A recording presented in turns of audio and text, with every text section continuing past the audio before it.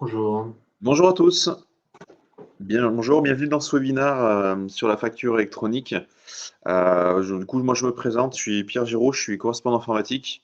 Donc j'interviens notamment auprès de mes collègues sur la partie support interne et aussi sur le support au niveau de nos adhérents, sur tout ce qui est logiciel qu'on leur met à disposition et notamment les logiciels de facturation. Je te laisse te présenter, Stéphane. Donc, Stéphane Brunel, je suis responsable de l'agence de Fontane-Pré-Brioude de Safran-Saute-Loire et je suis également chef de projet facture électronique et c'est à ce titre que j'interviens avec Pierre aujourd'hui. Alors, je tiens à vous rappeler que donc vous nous entendez et vous nous voyez. Nous, on vous voit pas, on vous entend pas. Donc, faut pas hésiter si vous avez des remarques, des questions. Vous avez le chat en bas à droite qui est à disposition. Donc, n'hésitez pas à écrire vos remarques et puis on prendra le temps d'y répondre. Alors, je vais partager mon écran. Hop. Donc, la facture électronique, un enjeu majeur. Donc, en guise d'introduction, voilà, il y a plein de mots qu'on entend assez fréquemment par les temps qui courent, hein, que ce soit la démat, la transition numérique, les nouvelles technologies, la facture électronique, les dates de 2024 et 2026. Voilà. Il y a plein de termes voilà, qui reviennent assez fréquemment et qu'on va essayer un petit peu de rendre un peu plus clair et vous expliquer un petit peu la démarche qui va tendre vers cette mise en place de la facture électronique. Alors, si vous faites partie de ce webinaire, c'est qu'en fait, vous faites partie du dispositif qui s'appelle BPI France Num. Alors, c'est un dispositif qui va permettre à l'accompagnement, à la mise en œuvre de la facture électronique au sein des TPE-PME. Donc, l'objectif du dispositif, c'est gagner du temps sur ses processus internes et mieux gérer sa trésorerie et sa compta. Donc, une des vocations du dispositif, c'est la mise en œuvre, dans le cadre du plan de relance, de l'accompagnement collectif en matière de transition numérique et en matière de facture électronique. L'idée, c'est de répondre aux besoins de vos entreprises, des TPE-PME, pour accélérer et faciliter cette transition vers la facture électronique, de faire évoluer les processus, voilà, par le biais de diverses solutions, et notamment ce qu'on va vous présenter. Donc l'idée, c'est de vous accompagner vers ce nouveau palier. Donc, le parcours d'expérimentation, comment il se passe? Alors, vous avez, en première étape, vous avez répondu à un questionnaire ou pré-rempli un questionnaire vous concernant. La deuxième chose qu'on fait aujourd'hui, c'est la formation collective, hein, donc c'est le but du webinaire. Et en deuxième partie du webinaire, on va vous présenter la solution notamment de facturation qu'on propose à nos adhérents pour faire leur facture. Donc ça fait partie de la première étape du dispositif. La deuxième étape, ça va être un accompagnement individuel, donc c'est-à-dire que on va vous prendre un rendez-vous ensemble, si ce n'est pas déjà fait, justement pour vous représenter le produit et qu'on puisse le paramétrer avec vous pour que vous puissiez l'utiliser. Donc ça, c'était la phase 2. Et la phase 3, ça va être un retour d'expérience. Alors avec un petit questionnaire de satisfaction, on va dire 30 jours après la mise en test, la mise en expérimentation. Et après, il y aura un autre retour, à peu près 6 mois après, voilà, sur l'expérience que vous en avez eue. Donc, je laisse Stéphane reprendre la main. Voilà, donc je vais vous expliquer un petit peu la réforme de la facture électronique et puis surtout quelles conséquences pour vos entreprises. Effectivement, donc la France a choisi d'appliquer la réforme de la facture électronique, de faire une réforme de la facture électronique qui va s'appliquer, on verra tout à l'heure, à compter avec un premier niveau à compter de juillet 2024 et un deuxième niveau à compter de janvier 2026. Donc vous voyez qu'effectivement, la France n'est pas le seul pays qui rentre dans cette réforme de la facture électronique, puisque d'autres pays y sont rentrés depuis quelques années et petit à petit, en fait, tous les pays vont adopter un système de facture électronique et il restera finalement au niveau de l'Europe, les choses sont en train de se mettre en place et a priori d'ici horizon 2030, tous les pays de l'Union européenne seront à la facture électronique. paradoxalement, les premiers qui sont passés à la facture électronique sont plutôt des pays qui avaient du mal à collecter l'impôt et la TVA. On voit la Grèce, l'Italie qui sont en avance sur la réforme, le Mexique. Donc, ce pas des pays auxquels on aurait forcément pensé, mais effectivement, ces pays ont plutôt anticipé et ont déjà mis en place une réforme de la facturation avec l'arrivée de la facture électronique. La France n'est pas en avance. Par contre, on va voir que le scénario est relativement ambitieux.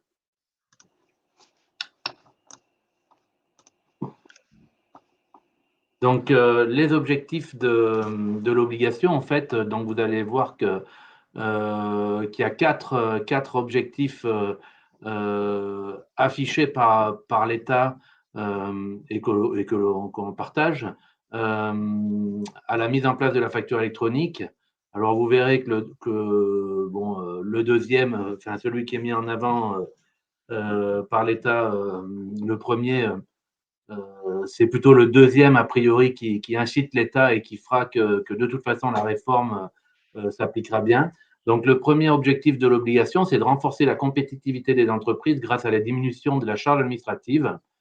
Effectivement, il est certain qu'avec la réforme de la facture électronique, à terme, ça va vous faciliter la vie pour gérer administrativement vos entreprises, puisque effectivement, aujourd'hui, faciliter la vie et vous faire gagner du temps et aussi a priori quelques euros, puisque le coût des factures papier, alors il y a plusieurs études qui sont sorties, mais le coût d'une facture papier est certainement très supérieur au coût d'une facture électronique. Alors bien sûr, on pense au papier, aux frais d'envoi, mais c'est surtout le temps de traitement d'une facture qui va être diminué, c'est-à-dire l'administratif, le temps que vous passez pour collecter vos factures, les payer, voir ce que vous avez à payer, émettre vos factures, vous faire payer. Donc, avec la réforme de la facture électronique, ça vous simplifiera à terme, hein, je dis bien à terme parce que c'est toujours les phases de transition qui sont compliquées, ça vous simplifiera les démarches administratives et à terme, vous aurez une seule interface qui vous permettra de gérer plus efficacement votre écosystème de facturation. Le deuxième point qui est mis en avant par l'État, c'est la lutte contre la fraude fiscale et avec la facture électronique, le fait de diminuer les cartes TVA, c'est-à-dire la fraude à la TVA.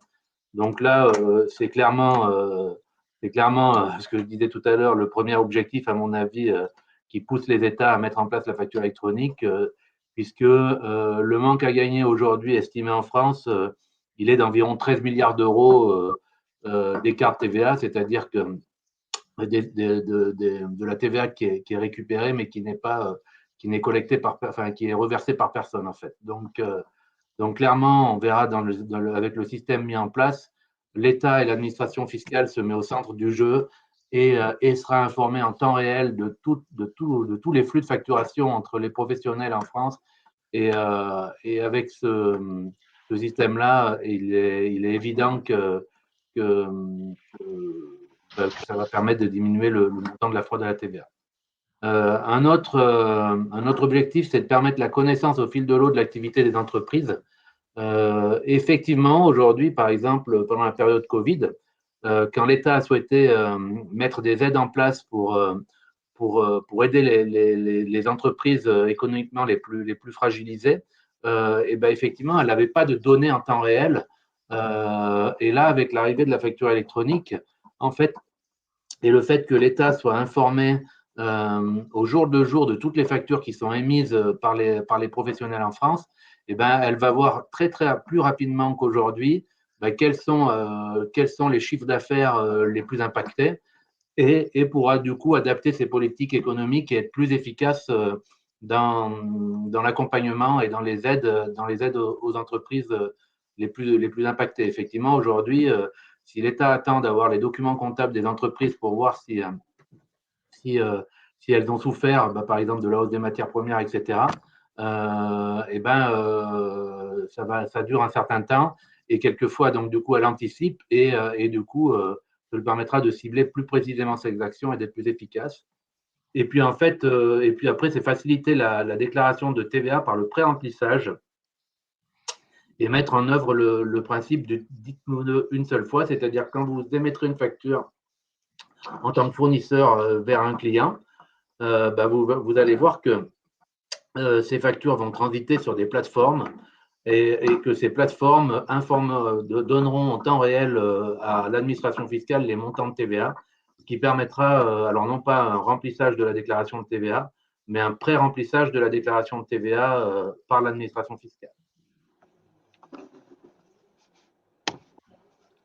Donc, si on fait un état des lieux aujourd'hui de ce qui se passe en termes de factures, pour les petites et moyennes entreprises, hein, donc petites et moyennes entreprises, je vous rappelle que c'est les entreprises de moins de 250 salariés. Donc, c'est l'exclusivité, par exemple, des clients Air France Haute-Loire et c'est la quasi,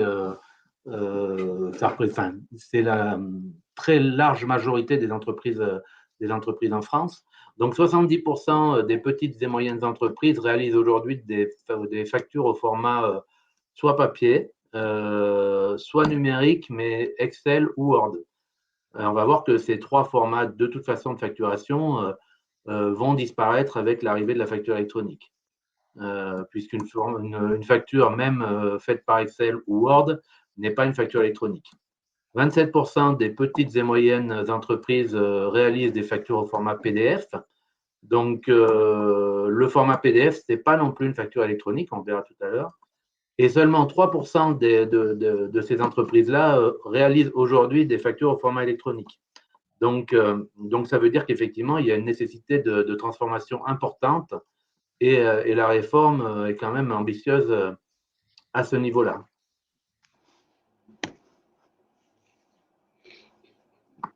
Donc, quand on interroge nos adhérents, qu'en est-il ou même, effectivement, aujourd'hui, qu'en est-il par rapport à leur système de facturation au sein des petites entreprises?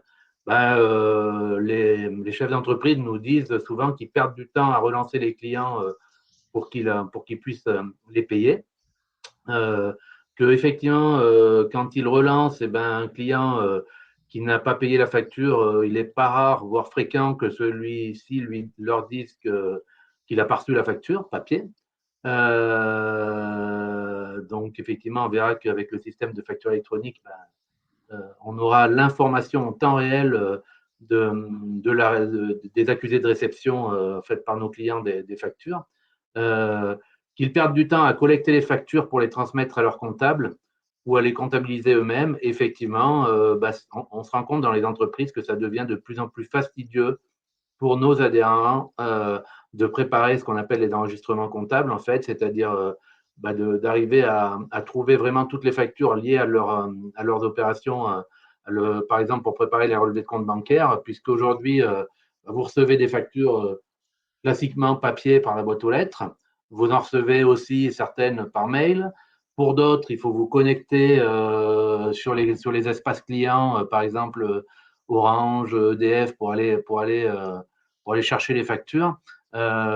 Et pour d'autres, vous ne les avez pas. Par exemple, quand vous faites le plein d'un véhicule d'exploitation, il n'est pas rare qu'au moment d'imprimer le ticket, il n'y a plus de tickets dans les pompes. Donc, c'est vrai que ça devient complexe et le temps pour préparer et traiter la comptabilité est quand même de plus en plus important. Donc, après, il y a forcément aussi des adhérents qui se plaignent que les clients ne les payent pas dans les temps prévus sur la facture, aux échéances prévues, et qu'ils ont des problèmes de trésorerie, forcément des problèmes de fonds de roulement dû au décalage entre le paiement des fournisseurs et des clients, et que pour le coup, ils ont du mal à régler toute la facture dans les temps. Ils ont du mal soit parce que les trésoreries sont quelquefois un peu tendues, ou soit aussi tout simplement parce qu'ils n'ont pas une vision claire de ce qu'ils ont, du montant des factures qu'ils ont à payer et que ça leur demande d'avoir des tenues annexes, en fait, soit sur tableur, soit sur papier, pour savoir, pour vraiment savoir toutes les factures qu'ils ont à payer à date. Voilà.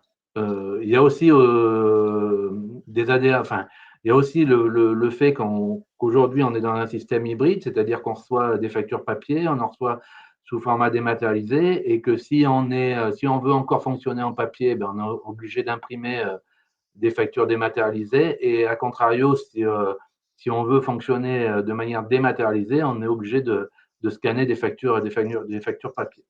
Donc, et puis enfin, ben, ceux qui utilisent pas de logiciel de facturation disent qu'effectivement, quand ils ont des factures récurrentes qui reviennent qui reviennent souvent, ben, ils sont obligés à chaque fois de reprendre, de recréer des factures alors que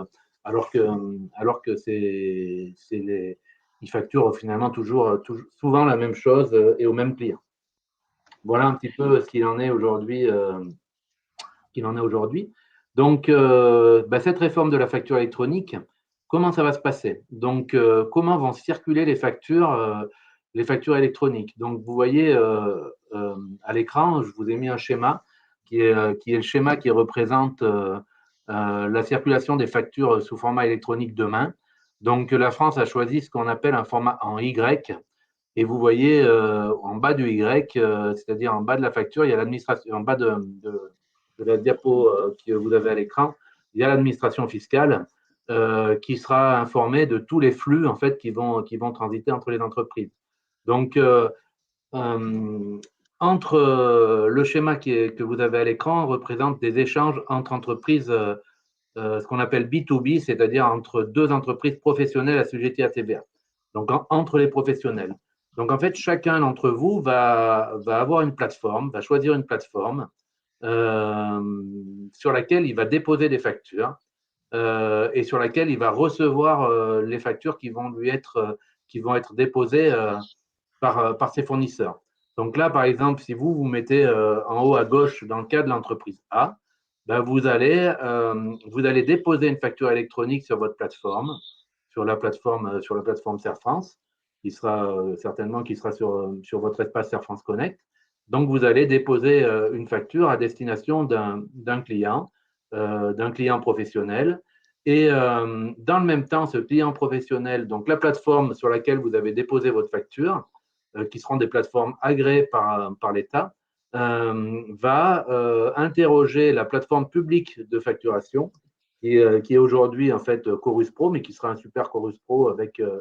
Et cette plateforme publique de facturation va tenir l'annuaire des entreprises. Donc, en fait, quand vous allez déposer une facture sur votre plateforme va interroger la plateforme publique de facturation pour aller voir l'adresse de destination de votre facture, en fait, avec le numéro sirène de votre client. Donc, c'est pour ça qu'on verra que quand vous allez faire des factures, il y aura une mention obligatoire qui va être ajoutée, qui est le numéro sirène de votre client, dès l'instant où, je rappelle, on est entre professionnels.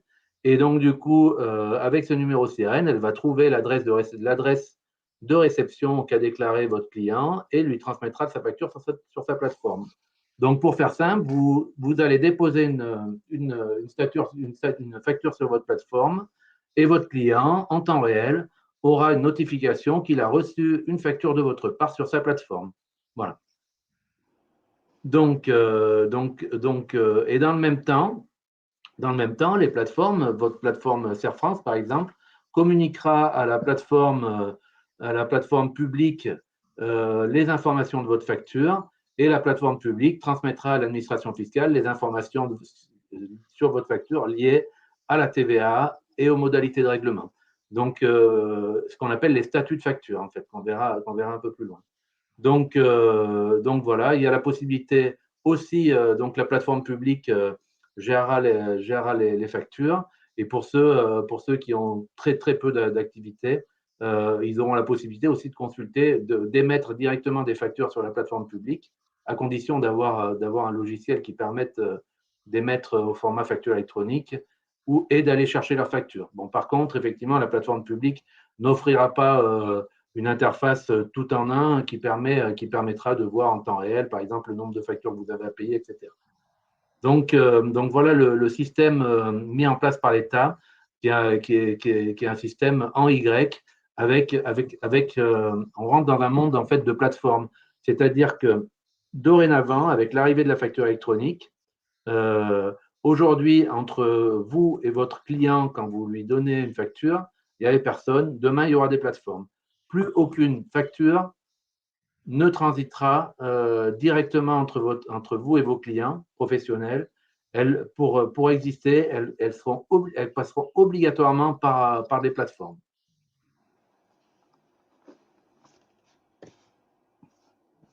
N'hésitez pas, hein, si vous avez des questions, à les poser sur le chat.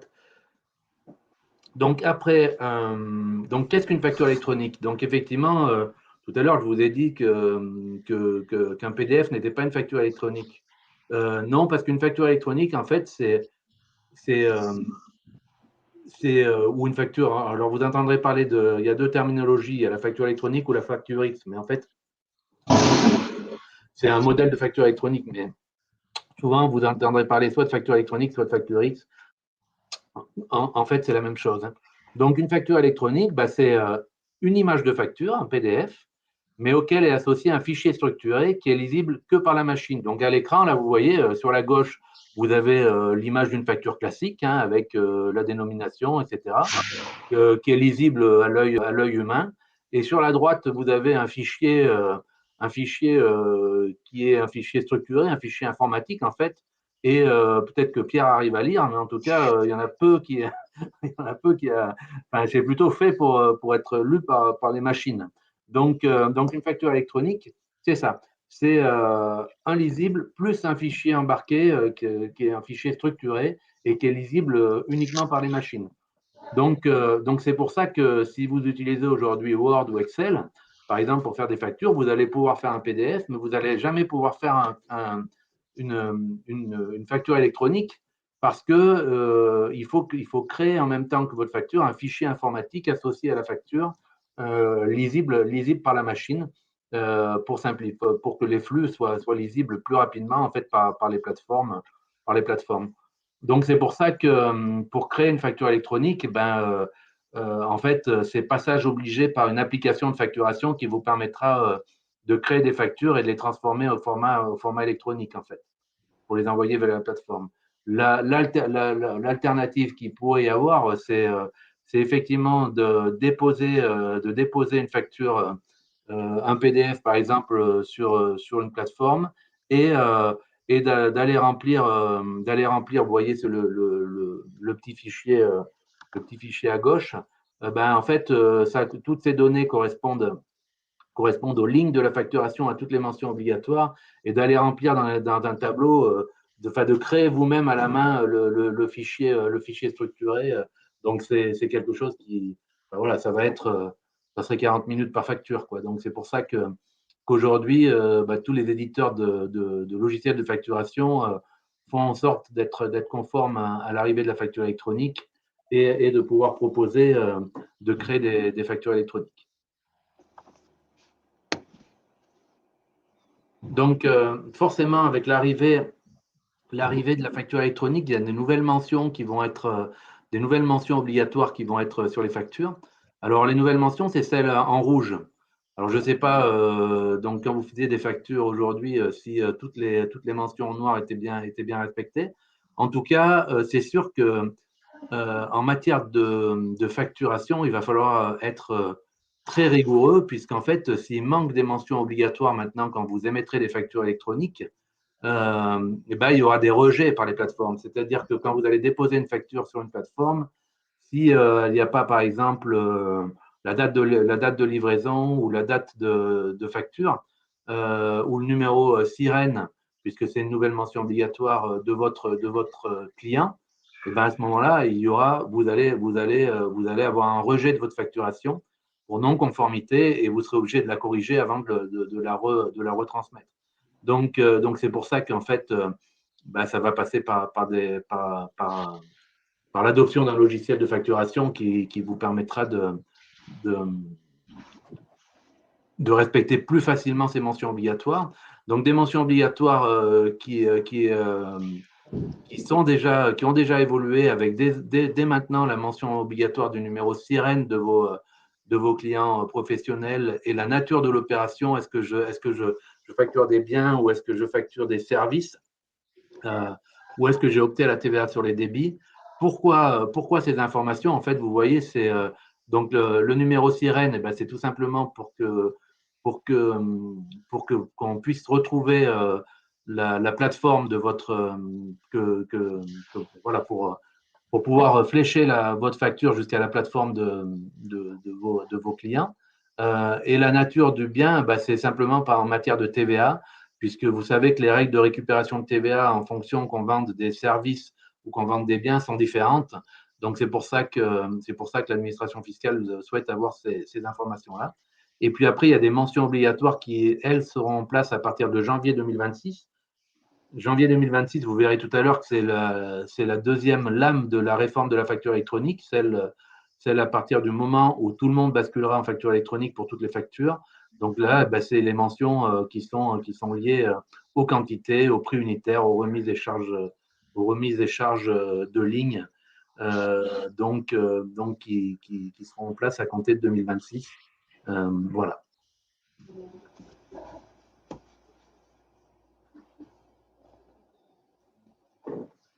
Donc en fait, là, je vais vous présenter le processus et les statuts d'une facture. En fait, c'est l'histoire d'une facture qui, dans le futur monde de la facture électronique et le monde des plateformes, donc c'est une facture entre professionnels, entre un fournisseur et un acheteur, tous les deux professionnels. Donc, effectivement, on va voir que quand vous allez sur votre plateforme de facturation, il faudra que vous alliez mettre à jour ou ils se mettront à jour automatiquement les statuts. Donc, les statuts, c'est quoi? Ben, c'est par exemple quand vous allez quand vous allez en tant que fournisseur préparer, donc au moment de la préparation et de l'émission de la facture, vous allez déposer votre facture sur votre plateforme. Et ben, le premier statut, qui est en vert en haut à gauche de votre écran, c'est le statut déposé. Euh, donc, vous allez déposer votre facture sur votre plateforme, elle va être émise par la plateforme et à ce moment-là, eh ben, votre acheteur en bas, il va recevoir la facture que vous lui avez destinée sur sa plateforme. Et la première chose qui peut se passer, c'est que je parlais tout à l'heure d'absence de mention obligatoire, etc., c'est que la facture soit rejetée. Auquel cas, si elle est rejetée, donc ça c'est un deuxième statut, retour à l'expéditeur, vous corrigez ce qui mérite d'être corrigé et vous la retransférez. Donc après, elle va être enfin reçue sur la plateforme et mise à disposition de votre acheteur. Donc votre acheteur va avoir la facture, voir arriver sur sa plateforme votre facture et à ce moment-là, il va la prendre en charge. Donc, c'est la phase de réception. Il va prendre en charge la facture et à ce moment-là, il va soit la mettre, il aura la possibilité de dire non, je ne suis pas d'accord avec la facture. Donc, à ce moment-là, il la mettra en litige et puis elle sera complétée par vous. Il y aura possibilité d'aller-retour. Il pourra la suspendre. Il pourra, et puis on espère que dans 99,9% des cas, il va l'approuver, ou l'approuver partiellement s'il n'est pas d'accord, par exemple, sur une ligne de produit, etc. Bon, et tous ces statuts feront qu'il y aura la possibilité d'aller-retour pour pouvoir, par exemple, faire des avoirs rectificatifs ou modifier des factures, enfin modifier, ou corriger des factures qui ne correspondront pas, qui ne seront pas approuvées totalement par votre acheteur. Et enfin, après, il y a le paiement. Et là, effectivement, il y aura un statut de paiement transmis. Et puis, là, vous verrez sur votre plateforme l'encaissement. Il y aura un statut d'encaissement. Donc, quand votre client vous paiera, il ira mettre à jour son statut, le statut de la facture payée sur sa plateforme. Et en temps réel, vous verrez qui vous a payé. A contrario, quand c'est vous qui serez à la place de l'acheteur, quand vous allez payer vos factures, vous mettrez à jour sur votre plateforme le fait que vos factures ont été payées et votre et votre fournisseur verra en temps réel que vous lui avez payé la facture. Et il y a aussi, voilà. Et il y a là aussi la possibilité de refuser les factures. Donc c'est pareil, on refuse, si en tant qu'acheteur, si vous refusez une facture, eh ben, il y aura un retour à l'expéditeur eh ben, qui vous fera un avoir ou qui mettra la facture, qui traitera la raison du rejet. On n'a pas de questions à ce niveau-là? Non, toujours pas. Ok. Donc, tout ça, c'est pour quand?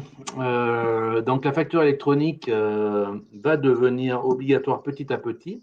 La première date que vous devez retenir, donc, vous avez compris hein, qu'une facture électronique, il y a une question d'émission de facture, c'est-à-dire quand vous allez envoyer des factures, et puis il y a une question de réception des factures, quand vous allez en recevoir.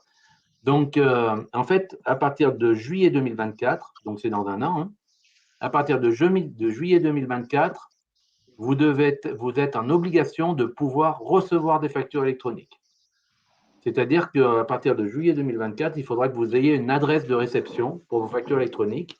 Donc, concrètement, ça veut dire que le 1er juillet 2024, vous allez continuer à recevoir des factures papier, vous allez continuer à recevoir des factures par mail, mais vous aurez aussi des factures qui vont vous arriver sous format électronique. Donc, pour aller les voir et gérer ces factures-là, il va falloir que vous puissiez vous connecter à votre plateforme, alors qui sera une plateforme qui passera pour la quasi-majorité d'entre vous via votre espace Air France Connect. Vous vous connecterez à votre plateforme et vous verrez les factures qui sont arrivées sous format électronique. Pourquoi cette obligation à compter de juillet 2024? Parce que les très grandes entreprises ont l'obligation de rentrer dans la facture électronique à partir du 1er juillet 2024. Donc, vous avez tous dans vos fournisseurs des très grandes entreprises qui sont EDF, Orange, Free, qui sont les fournisseurs d'énergie et les fournisseurs de téléphonie. Donc, vous avez tous, vous avez tous des transactions avec ces entreprises. Donc, ça veut dire qu'à partir de juillet 2024, vos factures d'énergie, vos factures de téléphonie vont arriver, vous seront transmises par voie électronique. Donc, vous aurez l'obligation de pouvoir les recevoir. Donc, de vous connecter à votre facture, à votre plateforme pour gérer ces factures-là. Et puis, petit à petit, après, en janvier 2025, c'est les entreprises de taille intermédiaire qui vont passer à la facture électronique. Donc, vous aurez peut-être quelques factures en plus qui vont arriver en janvier 2025 sur votre plateforme. Et à partir de janvier 2026, c'est toutes les entreprises qui seront en obligation d'émettre des factures électroniques. Ça veut dire que, y compris vous, vous serez en obligation de déposer vos factures pour vos clients sur la plateforme, sur votre plateforme. Donc, ça veut dire qu'effectivement, en janvier 2026, toutes les entreprises seront passées à la facture électronique et on va basculer dans un monde sans papier, en fait, où vous n'aurez plus de facture papier à compter de janvier 2026. Donc voilà, 2 dates à retenir. Juillet 2024, quelques factures qui vont arriver sur votre plateforme, sur la plateforme, donc l'obligation d'avoir une adresse de réception. Et puis janvier 2026, l'obligation d'émettre de la facture électronique.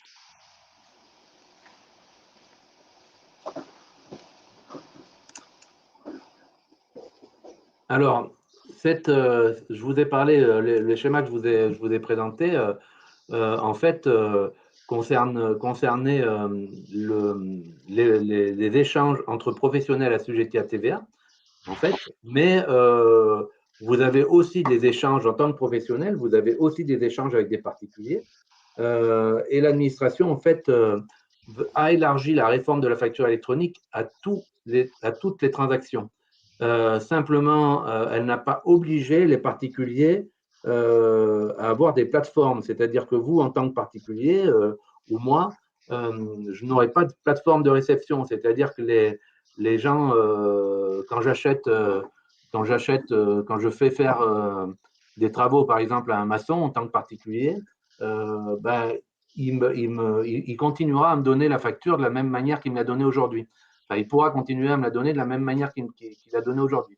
Par contre, il sera obligé d'avertir, de déposer sur la plateforme, sur sa plateforme, les transactions qu'il a eues avec les particuliers. Donc, si je reprends l'exemple de l'artisan, du maçon qui m'a fait les travaux, il va me donner la facture, il va me la faire passer soit par mail, soit de main à la main, enfin, et ça sera du coup la version soit PDF, soit papier de la facture. Par contre, dans le même temps, il devra informer sur sa PDP, sur la plateforme publique de facturation, il devra noter, dire, tiens, j'ai fait telle prestation pour Monsieur Brunel qui m'a réglé à telle date. Donc, ça veut dire qu'effectivement, pour faire simple, il enverra finalement, il transmettra aux plateformes toutes ces factures, celles qui vont vers des professionnels et celles qui vont vers les particuliers. Simplement, celles qui vont vers les particuliers, il les donnera aussi à son acheteur. Vous voyez, dans le schéma, là, j'ai pris l'exemple d'un logiciel de facturation ou d'un logiciel de caisse, parce que je vous ai pris l'exemple d'un maçon, mais on peut très bien prendre l'exemple d'un commerçant. Un commerçant d'un restaurateur, par exemple, le restaurateur, quand il va avoir à midi, par exemple, des salariés d'une entreprise qui viennent manger dans le cadre de leur activité professionnelle, et avec son logiciel de caisse, il sera obligé d'envoyer en fait une facture sur sa plateforme, sur la plateforme, pour informer et les professionnels qui auront mangé chez lui à midi recevront leur facture sur leur plateforme également, c'est-à-dire qu'il leur donnera pas, il leur donnera plus main à la main, ça transitera par une plateforme. Et si c'est des particuliers, son logiciel de caisse déclarera quand même les transactions à la plateforme, parce que l'État veut savoir quelle transaction a fait le restaurateur et quel TVA il a collecté. Par contre, il continuera à donner le ticket de caisse aux particuliers s'il le réclame. Voilà. Donc, les factures entre professionnels seront transmises uniquement aux plateformes, et c'est les plateformes qui s'occupent de livrer la facture au client. Les factures entre non professionnels, c'est-à-dire entre professionnels et particuliers, elles seront transmises aux plateformes, comme les factures entre professionnels, mais elles devront aussi être données de façon traditionnelle aux clients. Et il en est de même aussi pour les factures internationales, puisqu'aujourd'hui, comme tous les pays ne sont pas entrés encore dans la facture électronique, quand vous avez des transactions avec d'autres pays, il faudra informer le montant de ces transactions déclarer le montant de ces transactions sur votre plateforme, mais donner des factures à vos clients de manière traditionnelle. Donc, on voit que, en fait, il va falloir surtout que les logiciels, soit de caisse, soit de facturation, soient compatibles avec la facture électronique, parce que effectivement, ces opérations devront être transmises.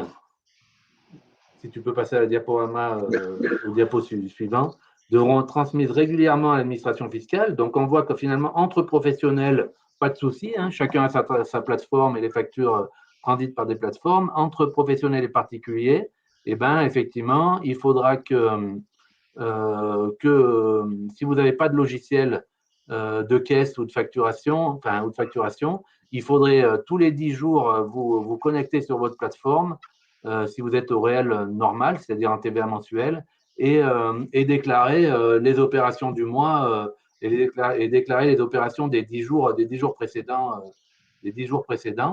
Si vous êtes au réel normal trimestriel, c'est-à-dire en TVA trimestriel, il faudrait tous les 10 du mois, avant le 10 du mois suivant, déclarer toutes les opérations sur la plateforme que vous avez réalisées avec les particuliers, c'est-à-dire les ventes en espèces, ou même par carte bancaire ou par chèque, mais toutes les ventes qui sont faites aux particuliers, les déclarer tous les mois sous 10 jours. Et si vous êtes au réel simplifié, c'est tous les mois, mais c'est simplement entre le 25, le délai est un peu plus long pour le faire, mais vous avez entre le 25 et le 30 du mois suivant.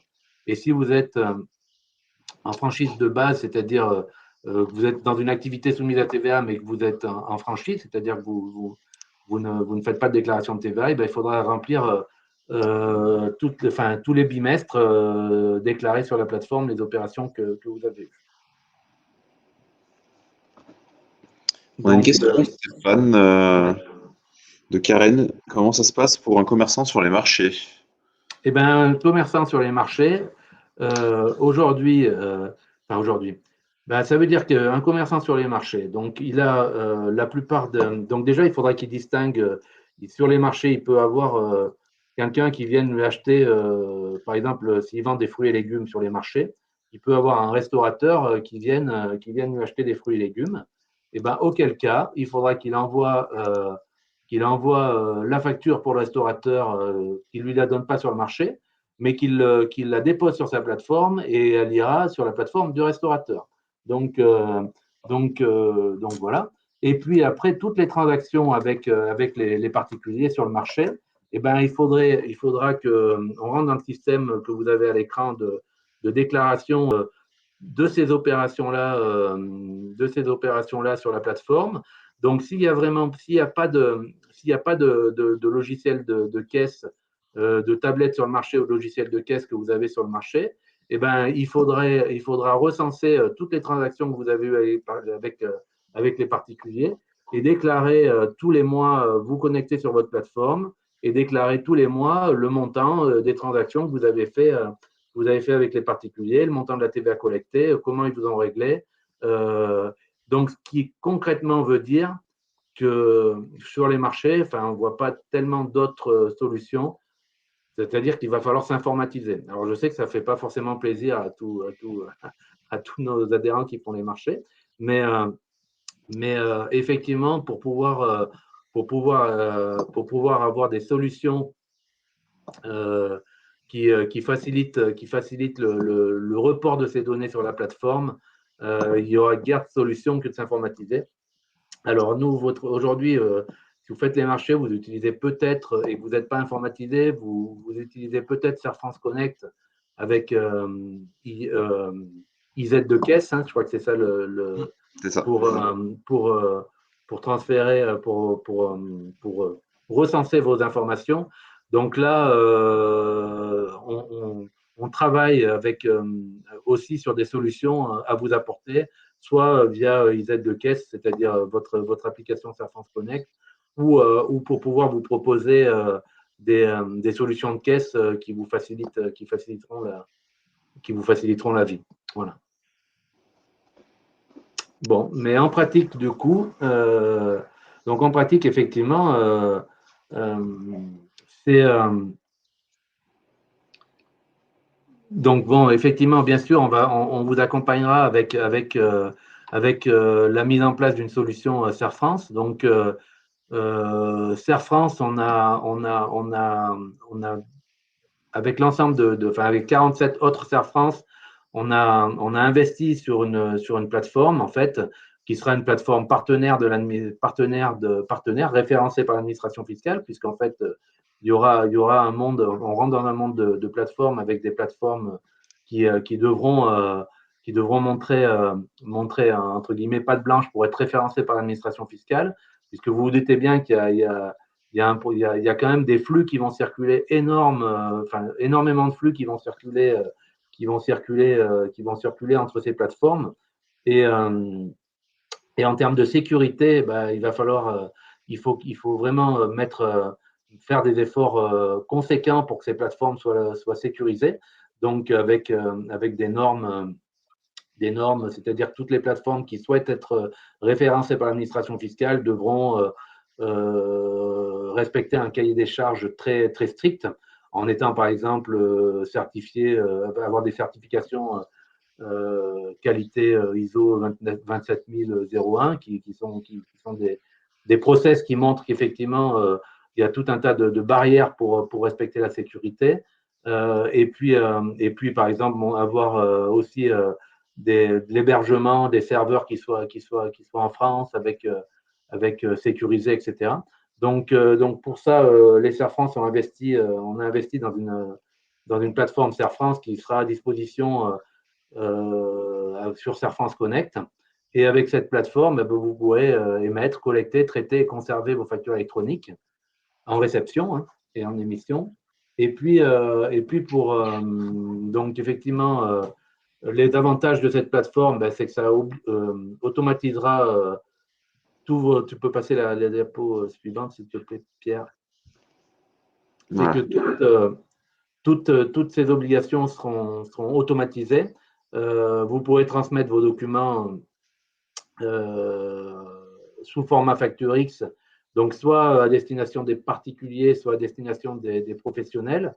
C'est-à-dire que, par exemple, si vous êtes un maçon ou un artisan, vous déposerez toutes vos factures sur la plateforme et c'est la plateforme qui s'occupera elle-même c'est Serre France avec sa plateforme qui s'occupera de savoir de faire le e-reporting sur la plateforme publique. Vous pourrez voir en fait, sur la plateforme gérer en fait, les statuts des factures, ce que je vous montrais tout à l'heure, et puis la mise à jour du répertoire des données à centrale, puisque effectivement cet annuaire qui sera tenu par la plateforme publique de facturation, la plateforme Serre France, c'est elle qui mettra à jour les données d'annuaire. Et puis après, ça pose la plateforme Serre France aussi vous permettra de sceller toutes ces factures, puisque ces factures, il faut qu'elles soient infalsifiables, bien sûr. Et puis il y a aussi la question de l'archivage, avec sur la plateforme un archivage légal de vos factures pendant 10 ans, c'est-à-dire que vos factures sont conservées sur la plateforme. Et surtout, on vous mettra aussi, on vous proposera un coffre-fort numérique, parce que qui dit zéro papier dit comment je retrouve une facture que j'ai payée l'année dernière.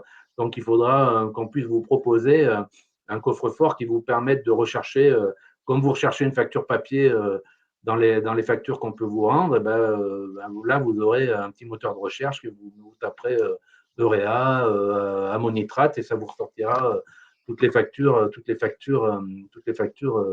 concernées par les mots-clés. Voilà. Et puis, la possibilité, bien sûr, vous avez compris que en fait, vous allez vous connecter à votre plateforme pour voir les factures qui sont arrivées, pour émettre les factures. Donc, la possibilité aussi de régler et d'encaisser les factures via votre plateforme, c'est-à-dire la possibilité, quand vous êtes connecté à votre plateforme Serre France, soit si vous envoyez une facture à un client, de lui envoyer un lien avec la facture qui lui permette de vous régler directement via carte bleue, par exemple, via sa carte bleue. Et la possibilité pour vous, pour les factures que vous recevez, de les régler, par exemple, par virement. Voilà.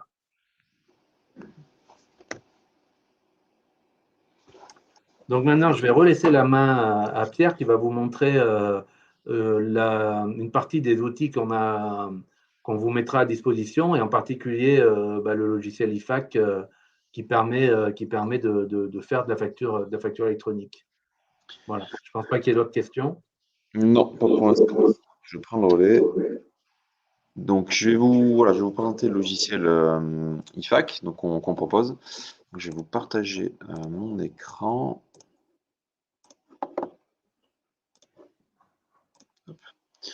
Donc, voilà. Donc, pour certains d'entre vous, vous connaissez déjà cette interface-là parce que c'est l'interface à laquelle vous connectez pour aller faire votre saisie. Pour ceux qui ne font pas forcément leur saisie, voilà, vous avez un espace qui s'appelle le Serre France Connect.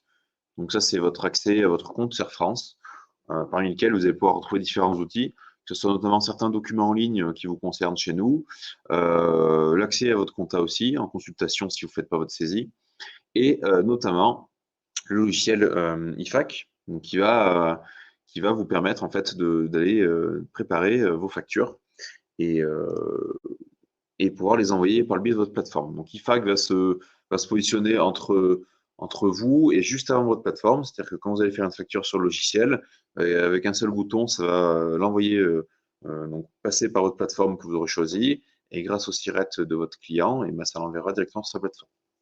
Donc, il n'y aura pas forcément de manip particulière pour faire partir votre facture, hormis de cliquer sur un bouton et d'avoir mis les bonnes infos de votre client. Donc, quand on arrive sur l'interface d'accueil, hein, quand on a cliqué sur le bouton, on tombe sur cette interface-là. Donc, elle est organisée sous cette forme-là.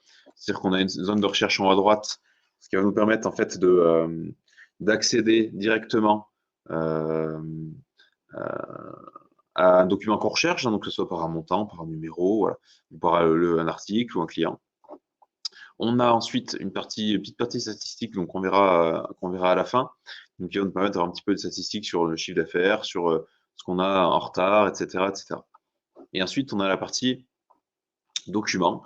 Donc sur IFAC, forcément, logiquement, on va pouvoir faire des factures, mais on peut également faire aussi des devis, des bons de livraison ou des avoirs. Donc aujourd'hui, pour faire une facture, on a besoin forcément d'un article et d'un client. Donc il y a deux façons de faire si vous voulez.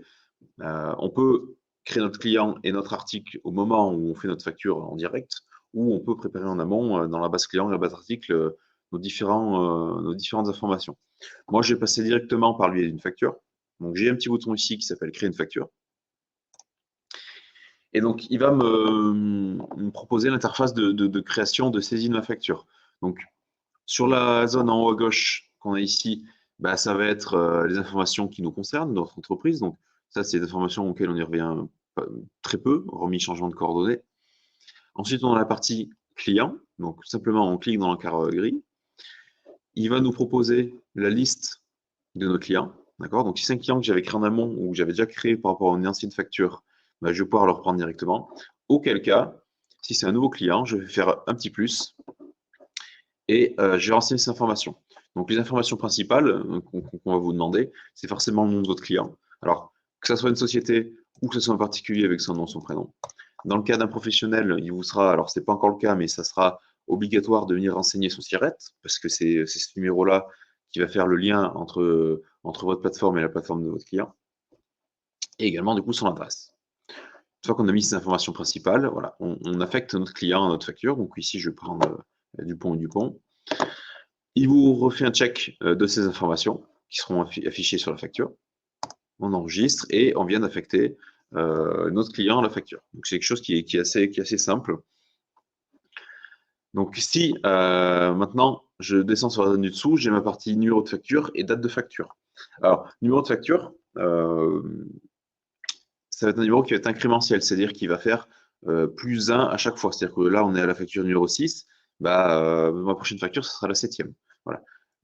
L'intérêt de tout ça et l'obligation que les logiciels de facturation ont, c'est d'avoir un numéro, des numéros de facture qui se suivent et qui n'ait pas de trou.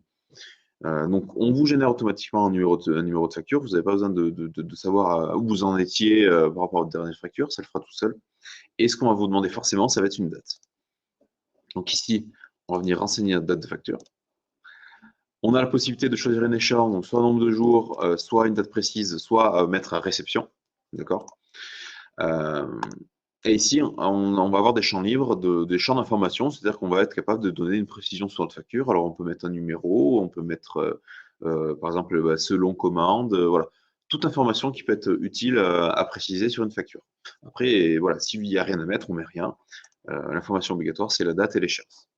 Donc, si j'enregistre, voilà, je viens d'affecter ma date. Et ensuite, on a la partie article. Donc, la partie article, tout simplement, on va faire ajouter un article. Et donc, si c'est un nouvel article, je vais créer mon article, je vais lui donner son taux de TVA et puis je vais renseigner les informations. Si c'est un article qui existe déjà, que j'ai déjà créé auparavant, soit dans ma base article, soit dans une facture, je vais aller chercher avec ma liste et je vais aller renseigner mon article. Donc, si par exemple, je prends produit fini, par exemple, on peut fixer un prix sur un article, c'est-à-dire que quand on va appeler l'article, on va automatiquement le prix qui va remonter. Donc ça peut être utile dans le cas où on vend des articles qui ont grosso modo toujours le même prix. Après, si c'est des articles où le prix fluctue, si vous vendez une vache ou un veau et qu'en fonction de sa caractéristique, son prix change, il vaut mieux peut-être laisser un prix à 0 dans la fiche article et venir renseigner le prix au moment où vous mettez votre facture. Donc là, si on part par exemple, je dis n'importe quoi là, on va mettre une TVA de 1% sur un prix unitaire de 300, on va pouvoir renseigner une quantité, ici 5. On est capable d'affecter une remise sur l'article, donc en pourcent. si par exemple je fais 1%, bah, au niveau du montant net, ça va me le déduire. L'unité, donc là, c'est l'unité de précision sur votre article. Donc, si par exemple vous vendez des kilos, du mètre cube, voilà, c'est des bouteilles, voilà, c'est l'unité de vente de votre article. Donc, si par exemple, je vais mettre simplement U, et vous pouvez mettre un commentaire. Donc, si par exemple, ben, vous vendez un bélier, une vache ou n'importe quel animal, où vous devez mettre son numéro, ben, vous pouvez mettre numéro de point avec le numéro de l'animal. Donc, ça vous permet d'associer un commentaire sur votre article. Ce qui fait que, par exemple, si on a plusieurs vaches à vendre qui ne sont pas forcément au même prix, qui ont du coup pas le même numéro, bah, j'ai qu'un seul article vache, mais j'ai différencié mon article grâce aux commentaires. Donc, voilà, vous avez la possibilité de faire ça. Et si j'enregistre, on affecte notre article sur la facture. Et du coup, ça nous constitue nos montants sur le bas de la facture. On va être capable d'affecter une remise globale à l'article, donc c'est-à-dire que à la facture. Donc sur le montant hors taxe, on peut faire une remise soit directement avec un montant en euros, soit un pourcentage du montant hors taxe. Donc ça vous permet, si par exemple ici je vais mettre 25 € de remise, je mets 25, j'enregistre et voilà, j'ai une ligne supplémentaire de remise. Donc les montants sont calculés et en dessous je vais avoir mes mentions obligatoires de ma facture. Une fois que j'ai fait ça, que j'enregistre ma facture, elle est créée en mode brouillon, c'est-à-dire que voilà, mode brouillon, c'est le mode proforma, c'est-à-dire que je vais pouvoir revenir sur ma facture pour modifier n'importe quelle information. Dès lors que je vais vouloir valider complètement ma facture pour l'envoyer à mon client, on va passer par ce qu'on appelle l'émission de la facture. Donc l'émission, c'est le bouton qu'on appelle émettre. Et quand je vais faire ça, ma facture n'est plus en proforma, c'est-à-dire qu'elle n'est plus en brouillon. Et quand j'y reviens dessus, voilà, je vois que ici, j'ai plus la possibilité de modifier une facture. Ça, c'est une obligation qu'ont les logiciels de facturation qui sont certifiés. Une fois qu'on a validé une facture, on ne peut plus la modifier. La seule façon soit de l'annuler ou de la modifier, ça va être de faire un avoir derrière. Donc tout simplement pour créer un avoir de cette facture-là, parce que je me suis trompé sur le prix ou sur un article, et que c'est une facture que je n'ai pas forcément encore donnée à mon client, bah, je vais pouvoir fermer 3 petits points et créer un avoir total. Donc là, ça va me permettre voilà, de faire un avoir total de ma facture, qui va reprendre l'intégralité de ma facture, mais en mode avoir. Et je vais émettre ma facture, je lui donne une date et un commentaire, et j'enregistre. Donc il me demande si je veux mettre mon avoir, bah oui, je vais le mettre, et il me demande si je souhaite me marquer la facture réglée par l'avoir, bah, je vais faire oui. Et donc, ma facture, ici, n'est plus en brouillon, mais passe en mode payé, et donc payé par l'avoir, hein, forcément. Et j'ai un avoir total qui va se créer ici, qui va reprendre l'intégralité de ma facture, avec en référence mon numéro de facture en question, avec le commentaire d'erreur. Voilà. Donc ça vous permet d'annuler une facture. C'est-à-dire que comptablement, bah, vous aurez votre écriture de la facture dans un sens et l'avoir dans l'autre sens, ce qui fait que on va être à zéro au niveau du solde. Donc ça, c'est une facture voilà, sur laquelle on avait une erreur. Après, si on part sur une facture qui est bonne, hein, je vais reprendre une facture, donc si je vais dans ma liste de factures, je vais prendre une facture qui est bonne et qui est encore non payée. Donc une facture comme ça, vous souhaitez l'envoyer à votre client. Donc pour reprendre ce que disait Stéphane tout à l'heure, dans le cas d'un client particulier, la facture, vous allez soit lui envoyer par mail, soit lui imprimer pour la donner papier. Dans le cas d'une facture, un client pro, tout simplement, on aura un petit bouton ici. Alors, on a aujourd'hui un bouton qui s'appelle Transfert Chorus Pro qui permet d'envoyer sur la plateforme électronique Chorus. Ça, aujourd'hui, c'est déjà en place pour les collectivités. On peut payer des collectivités, facturer des collectivités directement par leur plateforme électronique Chorus. Demain, ça sera exactement le même principe. Dès lors que vous aurez mis le montant, enfin le SIRET, je veux dire, de votre client, automatiquement, avec un seul bouton, ça va se déposer automatiquement sur la plateforme et ça sera passé d'abord par la vôtre. Voilà. Donc, il n'y aura pas forcément de manipulation particulière, à part cliquer sur un bouton qui va permettre d'envoyer votre facture. Une fois que votre facture est envoyée, votre client va vous faire un règlement. Donc aujourd'hui, on n'a pas cet automatisme dans les statuts qui pourra remonter. Donc ce qu'on va pouvoir faire, c'est qu'une facture non payée, si je souhaite indiquer qu'elle a été réglée par mon client, surtout par souci de gestion, puis pour savoir où j'en suis, ce que je vais pouvoir faire, c'est prendre mes 3 petits points et venir indiquer ma gestion des paiements. À partir d'ici, on voit que j'ai 2000 € qui ne sont pas payés sur cette facture-là. Je vais pouvoir venir intégrer un paiement, lui mettre une date de paiement, mettre un montant. Alors, soit le solde entier, soit une partie du montant si c'est du paiement plusieurs fois. Le nom de votre payeur, donc qui reprend le nom de votre client, et un mode de paiement. Par exemple, ici, il me fait un virement. Et j'enregistre. Et là, ma facture, je vois que j'ai plus de payer. Et toute la somme totale a été payée. Et quand je quitte ma facture, je vois que désormais, elle est passée payée avec une date, ma date de paiement qui a soldé la facture. Donc voilà un petit peu comment ça se déroule sur la partie création de facture. Et très rapidement pour terminer, parce que je vois que le temps défile, là on est sur notre interface de consultation de facture, donc celle qu'on a émise. Donc on va facilement avoir accès à toutes les factures qu'on a pu envoyer, avec le total de ce qui est en proforma brouillon, le total de ce qui n'est pas encore payé, et le total de ce qui a été payé. Ce que je vais pouvoir faire simplement, c'est par exemple, je veux filtrer toutes les factures de l'entreprise individuelle ad hoc.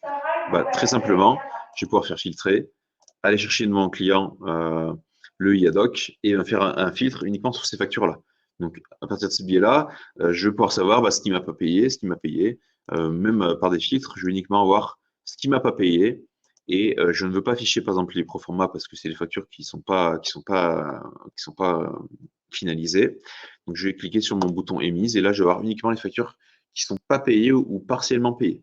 Donc, très facilement, on va être capable de retrouver une facture par la filtre ou par la recherche ici. Si par exemple je recherche une facture de 250 €, je peux taper 250 et je vais voir ici ma facture qui ressort. Ou si je recherche un numéro de facture en particulier, si par exemple je veux ma facture numéro 22 par exemple, si je tape 22, il va me sortir ma facture numéro 22. Voilà. Donc très facilement avec une information, on vous ressort la facture en question ou par des filtres, que ce soit le nom du client, que ce soit son statut, voilà, la date, etc. Donc ça nous permet très facilement de consulter la facture. Donc vous l'avez bien compris, ce logiciel-là vous permet de créer des factures, et puis derrière, ça va l'envoyer sur votre plateforme et l'envoyer vers la plateforme de votre client. Ce qui est intéressant aussi, le fait de créer vos factures sur le logiciel IFAC, donc qui est relié au CERF France, c'est que lorsque votre comptable a besoin d'intégrer vos écritures de vente, vous n'avez pas forcément besoin de lui transmettre des factures en papier ou de lui scanner des factures. On a déjà les informations qui sont déjà chez nous. On n'a plus qu'à intégrer vos écritures de vente. Donc ça aussi, ça peut être un gain de manipulation de votre côté et un gain de la saisie qui sera en moins de notre côté parce qu'on aura déjà les écritures. Voilà. Donc voilà un petit peu l'intérêt du logiciel IFAC.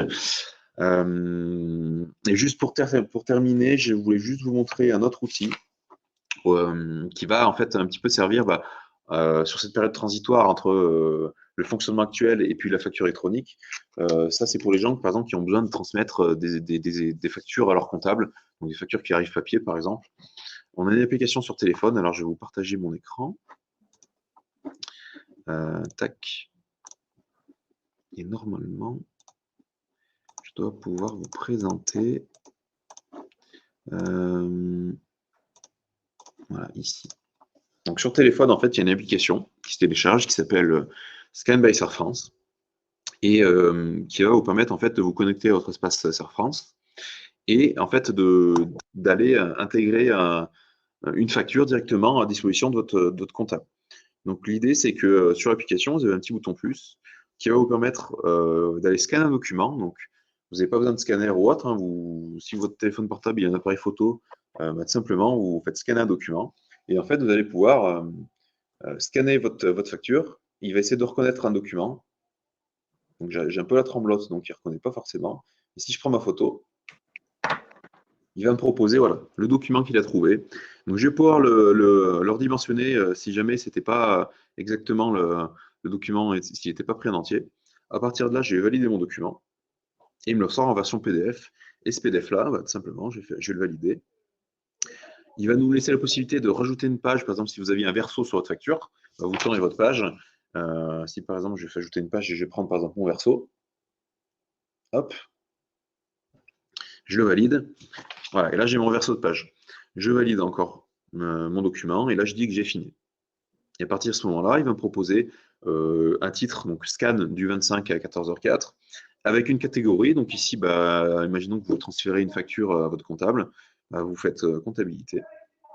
Et vous pouvez mettre un commentaire, tac, tac, tac. Vous pouvez mettre ce que vous voulez. Le fait de faire OK, voilà, votre document est chargé et quasiment en direct envoyé à votre comptable. Donc, pour des documents qui sont ponctuels que vous pouvez recevoir comme ça peut être intéressant, en attendant la facture électronique, de pouvoir transférer de cette façon-là et d'éviter des fois peut-être amener des piles de papier sous votre bras. Voilà, et la toute dernière chose, pour récupérer des factures avant l'arrivée de la facture électronique, ça va être, donc je vais arrêter mon partage et je vais revenir ici. Donc c'est sur votre espace Air France, vous avez également en fait un autre outil. Donc je vous repartage l'écran ici qui s'appelle Conciliation. Donc Conciliation, en fait, c'est un outil qui va permettre d'aller collecter des factures. Alors, qu'est-ce que ça veut dire? Un collecteur, en fait, c'est on va paramétrer votre identifiant un compte client que vous avez chez un fournisseur, alors des grands fournisseurs, Bouygues Télécom, Orange, les fournisseurs d'énergie, ce genre de choses. Et en fait, l'idée, c'est qu'on va ajouter un collecteur de documents. On va dire que, par exemple, je vais aller chercher mes documents, donc notamment mes factures que je reçois de chez Bouygues. Donc, je sélectionne mon fournisseur Bouygues. Donc, comme je suis une entreprise, je prends Bouygues d'entreprise. Et simplement, ici, en mettant mon identifiant et mon mot de passe, en fait, l'application Conciliation va aller scruter votre compte client Bouygues de façon automatique. Et c'est-à-dire que dès que vous allez avoir une nouvelle facture, automatiquement, ça va venir l'aspirer et ça va venir la mettre à disposition déjà de vous et puis également de votre comptable au CER France. Donc, des fois, ça évite de se connecter sur 50 espaces clients pour aller récupérer une facture. Il suffit de le paramétrer une seule fois sur l'application Conciliation et derrière, ça vous permet d'automatiser la capture de ce genre de facture. Alors là, ce n'est pas que tous les fournisseurs, c'est avec les gros fournisseurs nationaux, mais ça peut être intéressant de les récupérer automatiquement. Donc ça, c'est des choses qui sont possibles. Vous avez accès sur votre espace directement avec l'outil Conciliation. Et vous pouvez permettre ce genre de choses. Voilà, je pense qu'on a fait un petit peu le tour de ce qu'on voulait vous montrer. Il n'y a pas eu d'autres questions, Stéphane? Non, non, il n'y a pas eu d'autres questions. En tout cas, il ne faut pas hésiter à revenir vers nous si vous avez besoin. Si vous avez des questions, vous pouvez forcément contacter votre interlocuteur au CER France, mais vous pouvez également envoyer un mail aussi à l'adresse que je suis en train de vous écrire. Hop, voilà, vous pouvez envoyer un mail. Donc, je viens de vous l'écrire dans le chat à cette adresse email-là. Sachant que de toute façon, il va y avoir d'ici la fin de l'année, il y aura vous aurez des informations de notre part concernant l'arrivée des plateformes, parce qu'elles ne sont pas encore tout à fait prêtes. Donc, vous aurez des nouvelles de notre part. Il y aura d'autres sessions de webinaires, de formation, que ce soit de formation individuelle ou de formation collective. Vous serez tenus au courant, histoire que ce soit bien plus clair pour vous et aussi pour nous, parce qu'on n'a pas encore toutes les infos. Donc, voilà, ça nous permettra d'y voir un petit peu plus clair. Donc la prochaine étape, pour ceux à qui on n'a pas encore pris rendez-vous individuellement, c'est qu'on prendra rendez-vous avec vous, donc, histoire de vous représenter le logiciel un petit peu plus en détail, puis voilà, de faire un petit point avec vous. Et puis voilà, et puis n'hésitez pas à revenir vers nous si vous avez les moindres questions sur tout ça. Voilà, je ne sais pas si tu veux rajouter un mot, Stéphane. Non, merci d'avoir pris le temps de nous écouter. Effectivement, de toute façon, vous l'avez compris, la réforme est quand même impactante et on reviendra vers vous régulièrement pour vous informer et vous informer, vous former et vous mettre à disposition les outils qui sont nécessaires au passage du cap facture électronique. Laetitia, est-ce que le diapo sera disponible pour en parler aux associés du GAEC? Le replay, oui, on peut. Alors, dès qu'on va terminer le webinaire, en fait, il y a le replay qui va se générer. Donc, avec le même lien que vous avez reçu pour vous connecter, vous pouvez avoir accès au replay de webinaire. Après, si vraiment vous souhaitez avoir la diapo, il n'y a pas de souci, on peut vous la transmettre. Mais je pense qu'avec le replay, ça peut être intéressant parce que vous verrez aussi nos explications qu'on vient de vous donner. Mais vous aurez tous accès dès lors qu'on aura terminé le webinaire. Voilà. En tout cas, on vous remercie. Merci à vous. Passez une bonne journée. À bientôt. Au revoir.